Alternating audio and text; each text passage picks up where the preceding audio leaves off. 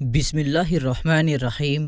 السلام علیکم پیارے دوستو، آج ہم آپ کے سامنے بڑا ہی دلچسپ واقعہ پیش کرنے جا رہے ہیں۔ یہ واقعہ ہے حضرت آدم علیہ السلام کے 2 اولادوں کا۔ جی ہاں دوستو، بڑا ہی مشہور واقعہ ہے حابیل اور قابیل کا۔ اس ویڈیو میں ہمیں معلوم بھی پڑے گا کہ اس دنیا کا سب سے پہلا قاتل اور سب سے پہلا مقتول کون ہے، اور حضرت آدم علیہ السلام کے بیٹوں کے بیچ یہ جھگڑا کس چیز کا تھا کہ جس کے چلتے ایک بیٹے نے دوسرے بیٹے کو قتل کر دیا۔ تو میری آپ سے گزارش ہے کہ اس واقعے کو پوری طریقے سے سمجھنے کے لیے اس ویڈیو کو آخر تک ضرور دیکھیں، اور اگر آپ نے ابھی تک ہمارے چینل کو سبسکرائب نہیں کیا ہے تو ابھی سبسکرائب کر لیں اور ساتھ میں لگے بیل آئیکن کو ضرور دبا دیں تاکہ ہماری ہر ویڈیو کی نوٹیفیکیشن آپ کو وقت پر ملتا رہے۔ تو چلیے دوستو، شروع کرتے ہیں۔ اللہ تعالیٰ نے جب حضرت آدم علیہ السلام اور اماں حوا کو زمین پر اتارا تو حضرت آدم علیہ السلام سرندید کے پہاڑ پر اترے، اور حضرت حوا جدہ میں توبہ قبول ہونے کے بعد دونوں کی ملاقات عرفات کے میدان میں ہوئی۔ دونوں نے ایک دوسرے کو وہیں پر پہچانا، اسی لیے اس میدان کو عرفات کہتے ہیں، یعنی پہچاننے کی جگہ۔ جب حضرت آدم علیہ السلام جنت سے آئے تھے تو ان سے عربی زبان بھی لے لی گئی تھی، یعنی بھلا دی گئی تھی۔ اتنے روز تک سریانی زبان میں کلام فرمایا تو توبہ قبول ہوئی، اور توبہ قبول ہونے کے بعد عربی زبان بھی عطا ہوئی۔ پھر حضرت جبرائیل علیہ السلام نے تمام عالم کے جانوروں کو آواز دی کہ اے جانوروں، حق تعالیٰ نے تم پر اپنا خلیفہ بھیجا ہے، اس کی اطاعت کرو اور فرما برداری کرو۔ دریائی جانوروں نے سر اٹھا کر اطاعت ظاہر کی، اور خشکی کے جانور آپ کے آس پاس جمع ہو گئے تو حضرت آدم علیہ السلام ان پر ہاتھ پھیرنے لگے۔ جس پر ان کا ہاتھ پہنچ گیا وہ اہلی اور خانگی بن گئے، جیسے گھوڑا، اونٹ، بکری، بلی وغیرہ، اور جس پر آپ کا ہاتھ نہ پہنچا وہ جنگلی اور حبسی رہا، جیسے ہرن وغیرہ۔ اس واقعے کے بعد حضرت آدم علیہ السلام نے عرض کیا، اے میرے مولا، میری اولاد بہت کمزور ہے، ابلیس کا فریب بہت سخت ہے، اگر تو ان کی امداد نہ کرے تو وہ ابلیس سے کیسے بچ سکتے ہیں؟ حکم الہی آیا، اے آدم، تمہارے اور احکامات تھے، آپ کی اولاد کے اور احکام ہوں گے، ہم ہر انسان کے ساتھ ایک فرشتہ رکھیں گے۔ تب آپ نے خوش ہو کر شکریہ کیا۔ حضرت حوا 20 یا 40 مرتبہ حضرت آدم علیہ السلام سے حاملہ ہوئی، اور ہر حاملے میں 2 بچے پیدا ہوئے، ایک مذکر اور ایک مؤنث۔ ایک حمل سے دوسرے حمل کے بچوں کا ایسا حکم تھا جیسا مختلف ماں باپ کے بچوں کا ہوتا ہے، یعنی پہلے حاملے کے بچے کا دوسرے کے بچے سے نکاح ہوتا تھا، اسی طرح دوسرے حاملے کے لڑکے کا پہلی حاملی لڑکی کے ساتھ نکاح ہوتا تھا۔ اس وقت روئے زمین پر ایسا قانون تھا کہ ایک حاملہ ہونے کے بعد پھر دوسرا حاملہ ہوتا تھا، انہی کا آپس میں نکاح ہوتا تھا، لیکن بعد میں اس قانون کو بدل دیا گیا۔ حضرت آدم علیہ السلام کے 2 بچے ہر حمل سے پیدا ہوئے، سوائے حضرت شیش علیہ السلام کے۔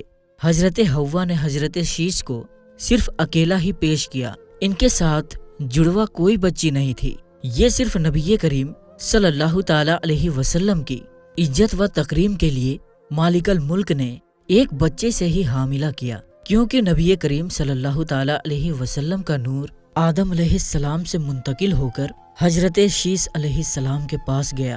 حضرت آدم علیہ السلام نے حضرت شیش علیہ السلام کو وصیت کی کہ یہ نور مبارک پاک عورت کی طرف منتقل کرنا۔ پھر حضرت شیش علیہ السلام نے اپنے بیٹے کو یہی وصیت کی۔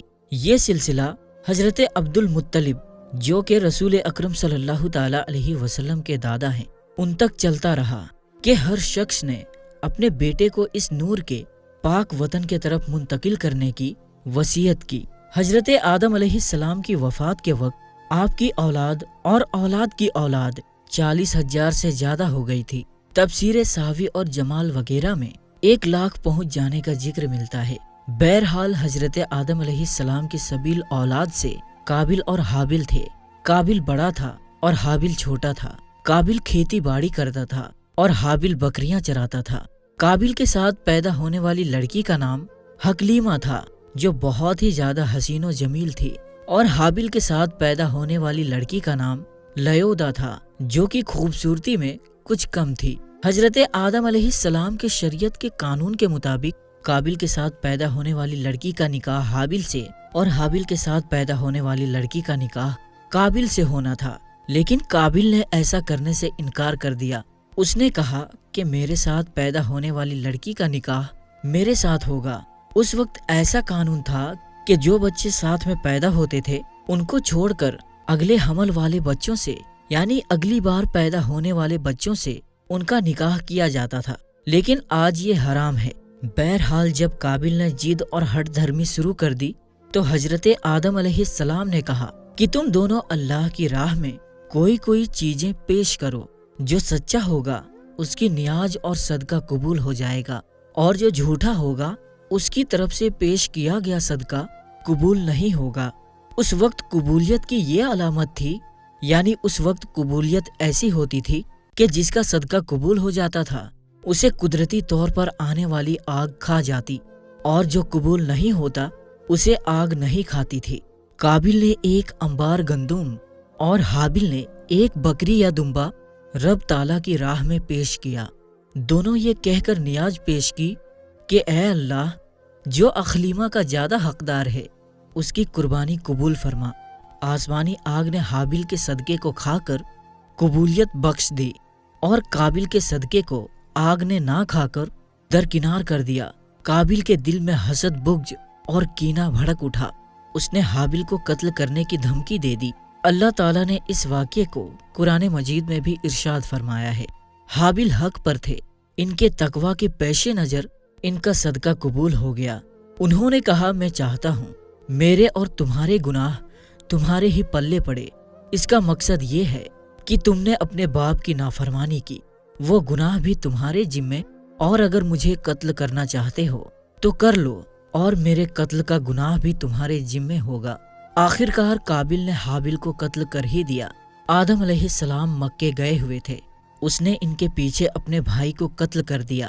روئے زمین پر پہلا قتل تھا، اسی لیے قابل جانتا نہیں تھا کہ وہ اپنے بھائی کو کیسے قتل کرے۔ تب شیطان لعین نے ان کے سامنے ایک پرندے کا سر پتھر پر رکھ کر دوسرے پتھر سے پھوڑ دیا۔ قابل کو پتہ چل گیا کہ اسی طرح سے مجھے بھی قتل کرنا ہے۔ حابل چونکہ بکریاں چراتے تھے، ایک درخت کے نیچے سوئے ہوئے تھے۔ قابل نے ان کے سر پر پتھر مارا اور انہیں قتل کر دیا۔ اس وقت اس حابل کی عمر 20 سال تھی۔ عبد الرحمن بن فضالہ سے مروی ہے کہ جب قابل نے حابل کو قتل کر دیا تو اس کی عقل زائل ہو گئی، دل میں سمجھنے کی صلاحیت ختم ہو گئی، اسی طرح پاگل پن ہی رہا۔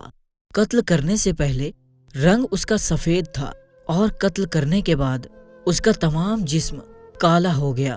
حضرت آدم علیہ السلام نے مکہ مکرمہ کی سرزمین سے واپس ہونے پر قابل سے پوچھا تمہارا بھائی کہاں ہے؟ اس نے کہا میں کوئی اس کا ذمہ دار تو نہیں تھا کہ میں اس کا دھیان رکھتا۔ حضرت آدم علیہ السلام نے فرمایا تم نے اسے قتل کر دیا ہے، اسی لیے تیرا جسم سیاہ ہو چکا ہے۔